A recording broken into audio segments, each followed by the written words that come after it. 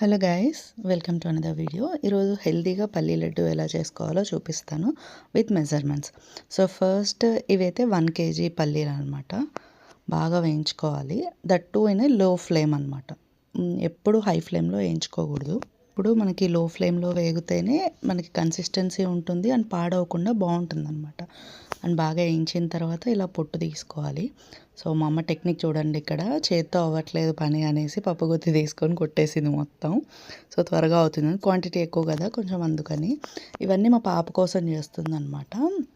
1 kg పల్లీలకి 750 grams బెల్లం అయితే సరిపోతుంది, కరెక్ట్ క్వాంటిటీ వస్తుంది. బెల్లం కరిగిన తర్వాత ఫస్ట్ మనం వడబోసుకోవాలన్నమాట. లేకపోతే దాంట్లో చిన్న చిన్న మట్టి పార్టికల్స్, డస్ట్ అది ఇది ఉంటుంది కదా. సో అదంతా పోవడానికి, ఎందుకంటే పిల్లలు తింటాం, ఈవెన్ మనం కూడా తింటాం, అందరు తింటాం కాబట్టి. సో మట్టి అది తగలకుండా, చూసారా మనకి తీస్తే అలా కనిపిస్తుంది కదా. సో అందుకని మనం కన్ఫర్మ్గా ఫిల్టర్ చేసుకోవాలన్నమాట. సో ఫిల్టర్ చేసే ముందు కొంచెం నెయ్యి వేసింది, కొంచెం టేస్ట్ బాగుంటుంది అనేసి పిల్లలకని. సో చూడండి ఎలా వస్తుందో ఇప్పుడు మీకు చూపిస్తాను, డస్ట్ అది అంతా. సో అది అవాయిడ్ చేయడానికి మనం కన్ఫర్మ్గా ఫిల్టర్ చేసుకోవాలన్నమాట. చూసారా ఎంత డస్ట్ వచ్చిందో. సో ఇదంతా లేకుండా ఉండడానికి, ఇది ఉంటే మనకి మట్టి మట్టి తగులుతుంది తింటున్నా కూడా. వన్స్ మనం ఫిల్టర్ చేసుకున్నాక ఇంకా దగ్గరే ఉండాలన్నమాట, అలా కలిపెడుతూ. లేకపోతే కింద అడుగంటిపోద్ది, అరెల్స్ పాకం కూడా త్వరగా వచ్చేస్తుంది మనకి. దీనికి గట్టి పాకం రావాలన్నమాట. So I will show you how it comes.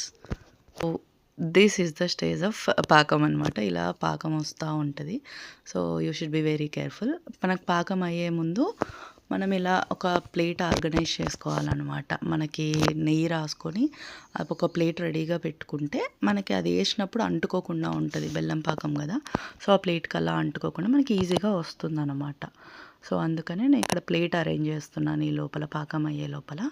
And next we'll check the పాకం అనమాట. పాకం కన్సిస్టెన్సీ అది బాగా చూసుకోవాలి, ఎందుకంటే అవి మనకి ఎలా మంచిగా రావాలి అంటే పాకంలోనే ఉంటుంది.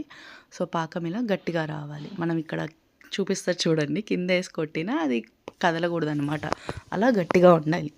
అయిన తర్వాత ఇంకా నెక్స్ట్ ఇది కన్సిస్టెన్సీ ఇలా వస్తుంది పాకంది.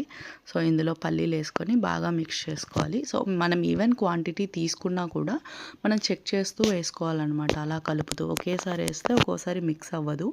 సో బెల్లం పాకం క్వాంటిటీ చూసుకొని మనం పల్లీలు వేసుకోవాలి. పల్లీలు వేసుకున్నాక అది బాగా మిక్స్ అయ్యే వరకు, మొత్తం మన పాకం అంతా మిక్స్ అయ్యే వరకు కలుపుకోవాలి.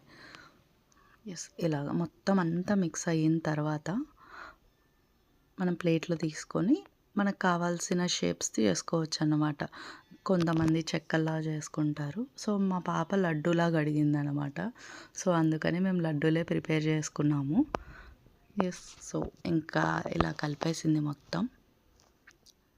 See how the texture is.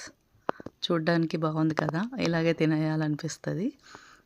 I show you how to make laddoos. But laddu అని అరెల్స్ ఎనీ షేప్ అయినా మనం వేడిగా ఉన్నప్పుడే చేయాలన్నమాట, చాలా కాలిపోతుంది చెయ్యి మాత్రం. సో వెంటనే చేసేసుకోవాలి వేడిగా.